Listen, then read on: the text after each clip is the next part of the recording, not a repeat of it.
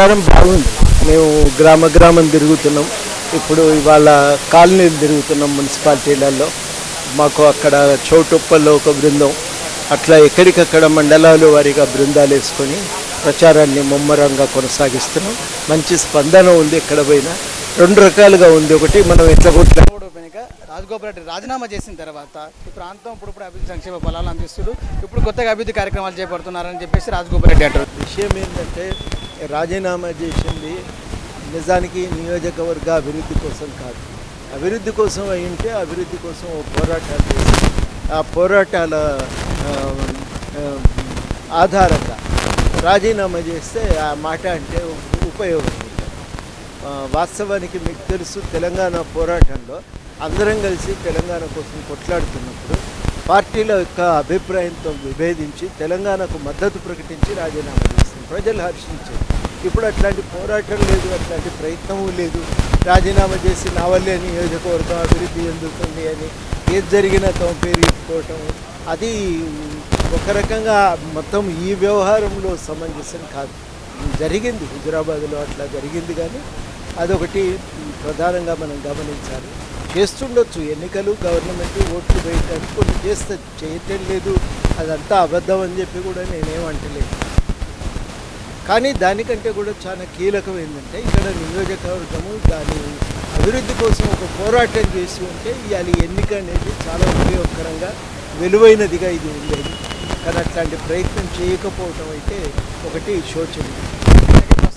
గతంలో ప్రతిపక్షంలో ఉన్నటువంటి రాజగోపాల్ రెడ్డి ఇప్పుడు గెలిచినప్పుడు ప్రతిపక్షంలో ఉంటారని చెప్పేసి తెరాస కాంగ్రెస్ వర్గీయులు టీఆర్ఎస్ వాళ్ళు మొత్తం ఒకరి మీద ఒకరి ఆరోపణలు చేసుకుంటున్నారు.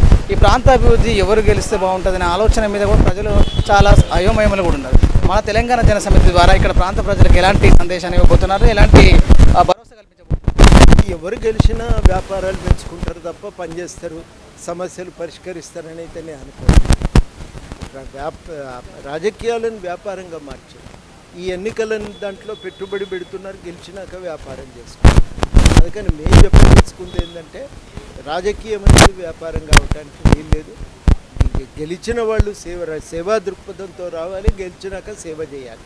మేము అదే మాట ప్రతి దగ్గర చెప్తున్నాం. మీరు ఎవరిని గెలిపించినా వ్యాపారం చేసుకుంటారు, మాకు అవకాశం ఏంటి, మేము సేవా దృక్పథంతో పనిచేస్తున్నాం. తప్పనిసరిగా మేము ఈ నియోజకవర్గ అభివృద్ధి కోసం ఇదివరకే మేము అనేక కార్యక్రమాలు చేసినాం. భవిష్యత్తులో మరింత చిత్తశుద్ధితో మా కార్యాచరణ కొనసాగిస్తాం. ఇంకింత బలంతో మేము ముందుకు పోగలుగుతామనే మాట ప్రతి దగ్గర చెప్తున్నాం. దానికి నేను చెప్పిన ఈ మాటకైతే మంచి స్పందన. జన సమితి ద్వారా మళ్ళీ వినయ్ కుమార్ గౌడ్ ఈ ప్రాంతం నుండి ఉప ఎన్నికల్లో నామినేషన్ పెట్టి ప్రచారం చేస్తారు. ఇప్పుడు ఎలా ఉండబోతుంది ఈ ప్రాంతంలో తెలంగాణ జన సమితి మీరు నామినేషన్ ఇచ్చిన తర్వాత ప్రజల్లో ఉన్న ఐక్యతను, అలాగే ప్రభుత్వాలు అటు కేంద్ర రాష్ట్ర ప్రభుత్వాల తీరు గురించి జనాలు ఎలా ముందుకెళ్ళబోతున్నారు?